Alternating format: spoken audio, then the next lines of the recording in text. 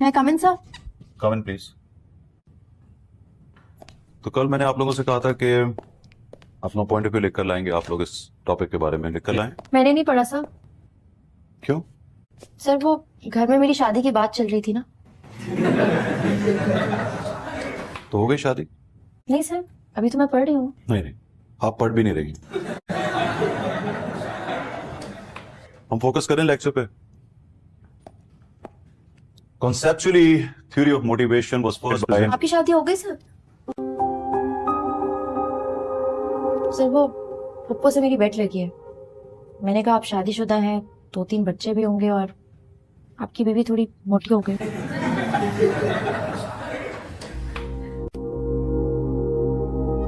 Sorry sir. नहीं नहीं, आप बोलिए।